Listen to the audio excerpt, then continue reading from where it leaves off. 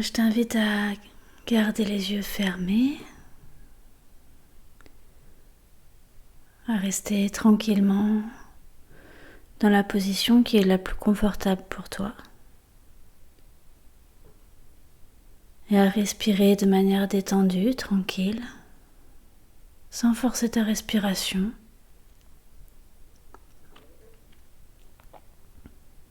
À rester simplement posé, tranquille, relaxé.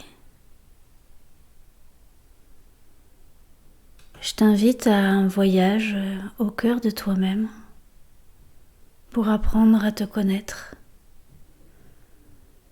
à connaître ta véritable nature.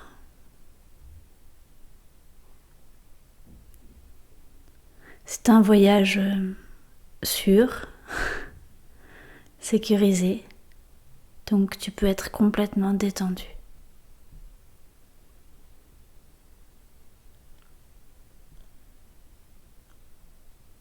Pour te faire découvrir ta véritable nature, je vais passer par toutes les fausses identifications, tout ce que tu n'es pas.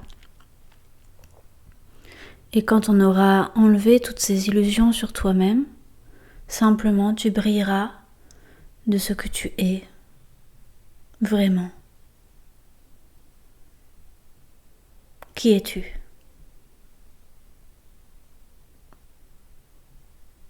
Qui crois-tu être ? La plupart du temps, nous sommes identifiés à notre corps. Nous pensons « je suis ce corps ». C'est quelque chose qui vient très tôt dans la vie. On ressent le corps et on pense « c'est moi ».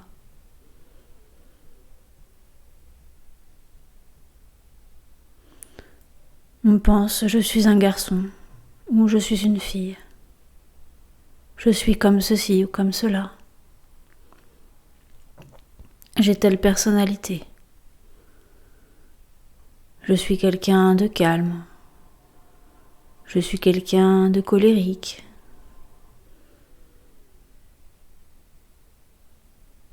On s'identifie à toutes les expériences de vie.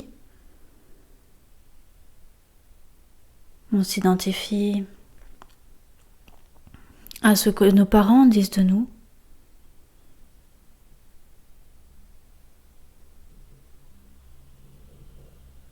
On croit être un bon élève ou un mauvais élève en fonction de notre situation scolaire. On s'identifie à certains rôles que l'on joue auprès de ses camarades.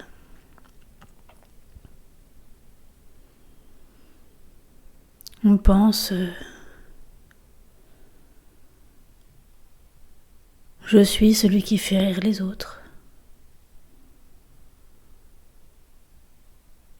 On s'identifie aussi aux traumatismes et aux blessures que l'on peut avoir dans l'enfance.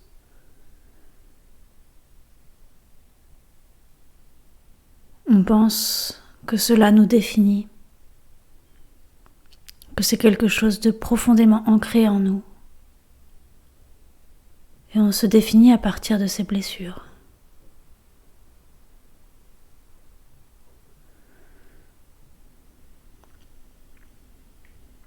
Plus tard, on croit être le métier que l'on fait, une position sociale, un salaire, une classe sociale. On pense être un athée ou un chrétien, un musulman, un juif, un hindou, un bouddhiste ou un agnostique.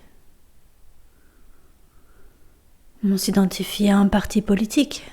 On croit être de droite, de gauche, du centre, écologiste, etc.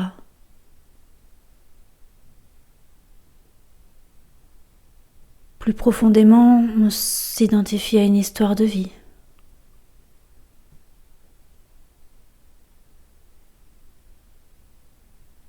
À un curriculum vitae. a des qualités, des défauts. Et pourtant, rien de ceci ne nous définit vraiment. Nous ne sommes pas ceci. Tu n'es pas ceci, tu n'es pas cela.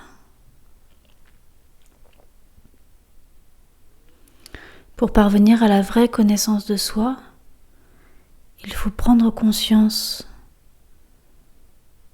Je ne suis pas le corps. Pourquoi ? Parce que j'ai conscience du corps. Mon corps, je le sens, je le perçois, j'en ai conscience. Ça veut dire qu'en moi, il y a quelque chose de bien plus profond et qui va au-delà du corps, qui le transcende.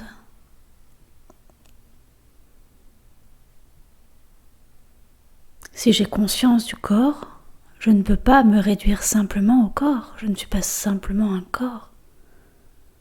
Je suis quelque chose qui a conscience de la présence de mon corps.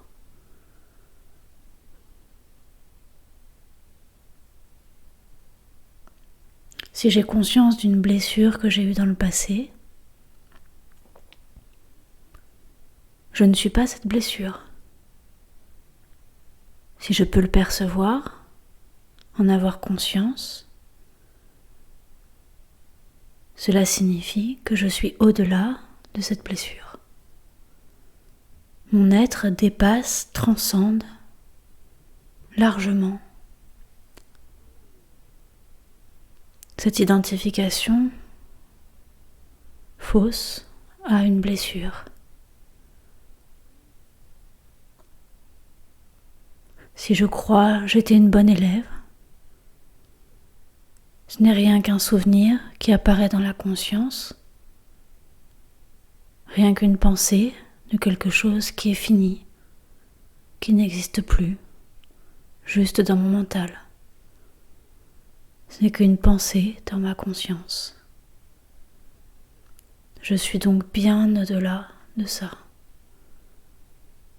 Je ne suis pas cela. Je ne suis pas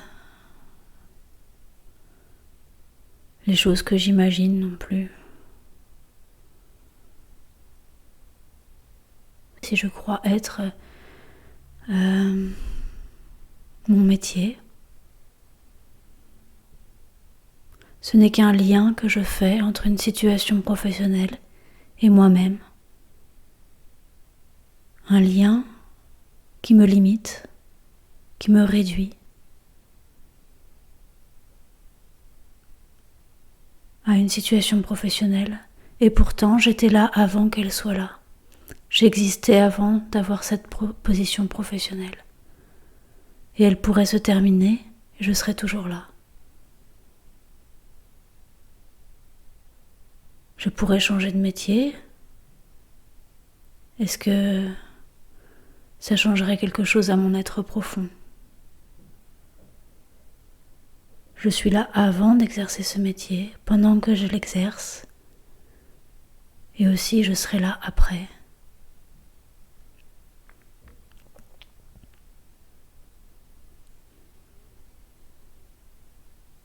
Il y a quelque chose en moi de bien plus profond que l'identification à un métier. On pourrait croire mes passions me définissent. Je suis un artiste, un musicien. J'aime la photographie. Mais j'étais là avant d'avoir ces passions. Je suis là au moment où elles s'expriment. Et si un jour je change de passion, je serai toujours là. Ce ne sont que des tendances, des affinités qui apparaissent à ma conscience, à mon esprit. Je suis au-delà de ces identifications aussi. Si on m'enlevait ces passions, est-ce que je disparaîtrais ? Mes comportements, mes attitudes, ma manière de réagir, je peux penser qu'elle me définit. et dire par exemple je suis d'humeur changeante, je suis instable. Mais j'étais là avant d'avoir ces humeurs. Et si ces humeurs changent, je serai toujours là aussi.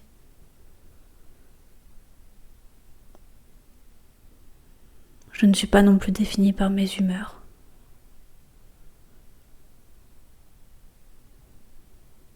Si je ressens de la peur, ou de la tristesse, ou de la colère, ou de l'excitation, je peux croire qu'elles me définissent, mais ce ne sont que des textures émotives qui apparaissent au sein de ma conscience. Je ne suis pas non plus ces émotions. À force de s'attacher soi-même à toutes ces définitions limitées, on se limite soi-même à une certaine image de soi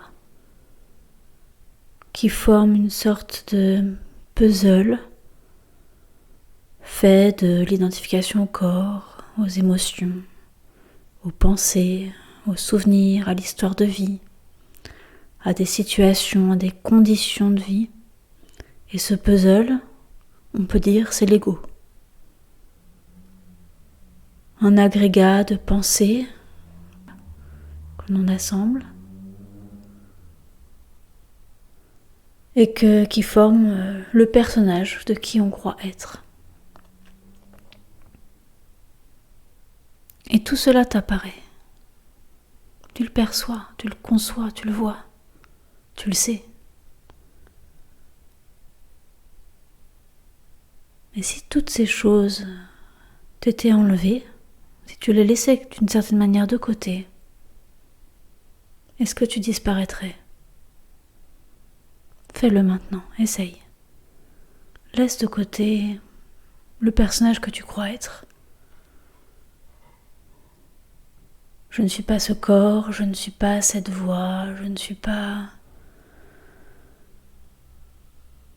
ce que je perçois. Je ne suis pas les bruits que j'entends. Je ne suis pas les sensations dans mon corps, ni la petite tension que je peux ressentir.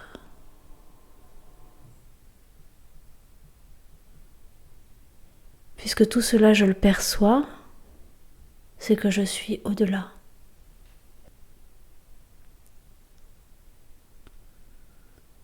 Quand tu laisses de côté toutes ces fausses identifications,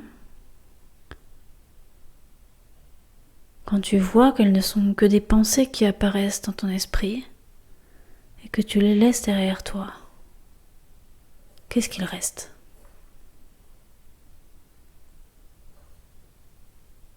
Est-ce que tu as disparu avec elles ? Ou est-ce que tu es toujours là ?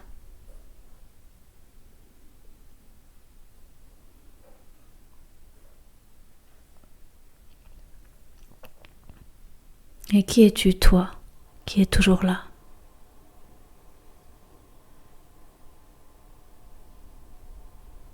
Une présence, une conscience, une connaissance de soi qui n'est pas limitée par des définitions,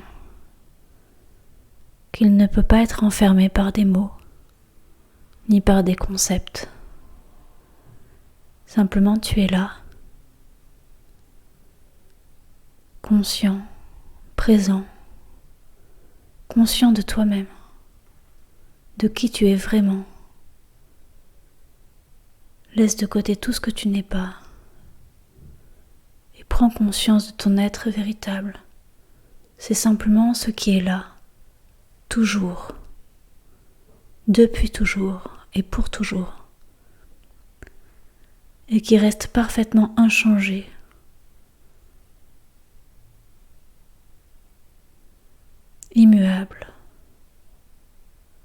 toujours le même. Le corps peut changer, les émotions changent, les pensées aussi, les passions aussi, les métiers, les situations familiales, tout change. Mais toi, tu demeures toujours identique à toi-même. Ce qui est toujours le même, c'est toi, ton véritable toi, c'est-à-dire ce qui dépasse l'ego. On peut l'appeler le soi.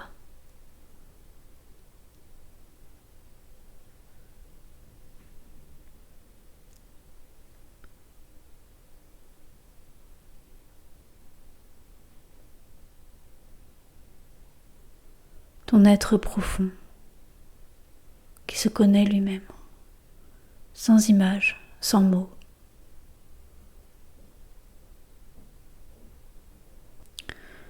La lumière intérieure qui illumine toute chose, le pur savoir, la pure conscience.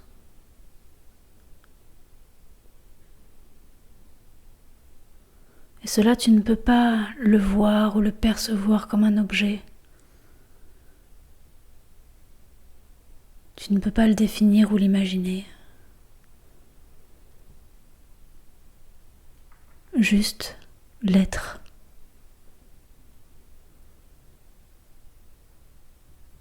C'est le pur sujet.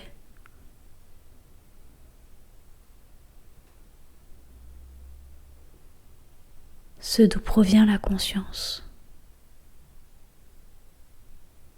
Baigne ton attention dans cette source de conscience.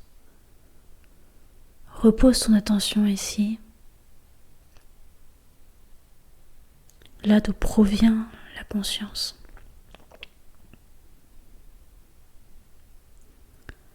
Dans ton être véritable.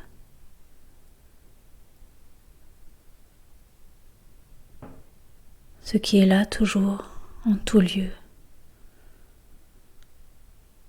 C'est toi-même.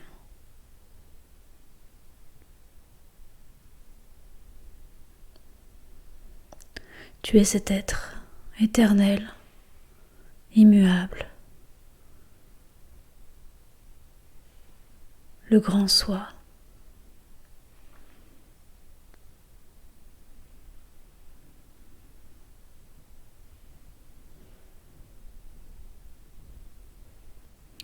Prends conscience de ta véritable nature et sois heureux.